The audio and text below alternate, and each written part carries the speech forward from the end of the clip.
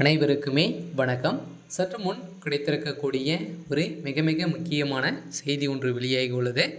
சற்று முன் உதயநிதிக்கு வெட்டுக்குத்து, மருத்துவமனையில் கவலைக்கிடம், இது மாதிரி செய்திகள் வெளியாகிருக்கு. ஸோ இப்போ பார்த்தீங்கன்னா, பெஞ்சா புயல் காரணமாக தமிழகம் முழுவதுமே பார்த்தீங்கன்னா, தமிழகமும் புதுச்சேரியும் பார்த்தீங்கன்னா அதிகமான பாதிப்புகள் ஏற்பட்டிருந்தது இல்லையா?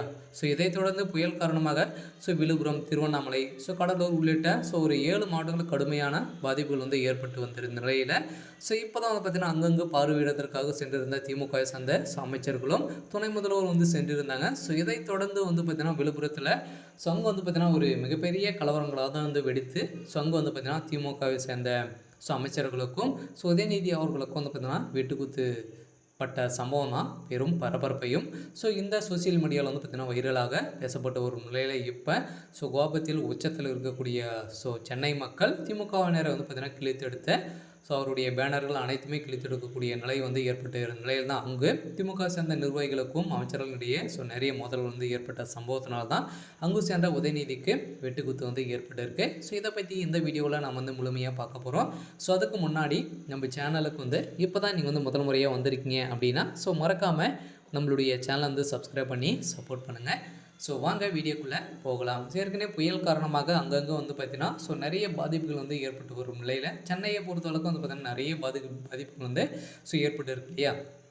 இதைத் தொடர்ந்து பார்த்தீங்கன்னா சென்னை உதயநிதி ஸ்டாலின் அவர்கள் எந்த மக்களையும் எந்த அடிப்படை வசதியும் செய்தி தராத திமுகவுடைய அரசுக்கு எதிர்ப்புகள் தெரிவித்து வரும் நிலையில் உச்சத்தில் திமுகவினர் அவருடைய பேனர்கள் அனைத்துமே கிழித்திருக்கக்கூடிய மக்கள் அங்கு சென்ற உதயநிதிக்கு பார்த்தீங்கன்னா கத்தி குத்து வீசப்பட்ட சம்பவம் தான் திடீர்னு பார்த்தீங்கன்னா அவருடைய தோள்பட்டலை வெட்டு ஏற்பட்டிருக்கு.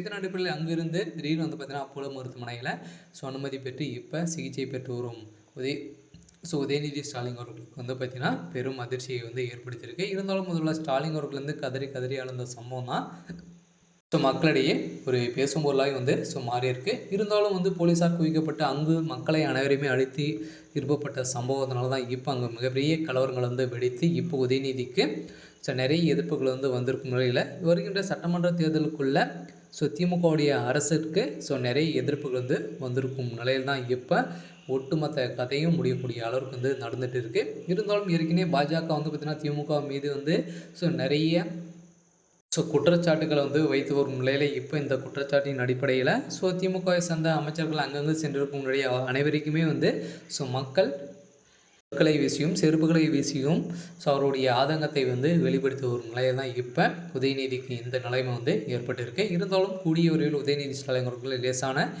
காயத்துடன் தான் தப்பித்திருக்காரு. இருந்தாலும் உதயநிதி ஸ்டாலின் அவர்கள் தமிழக மக்களுக்கு என்ன செய்வாங்க அப்படின்றது தான் கேள்விக்குறியாக இருந்தாலும் என்ன நடக்க போகுது அப்படின்றத நாம் வெயிட் பண்ணி பார்க்கலாம்.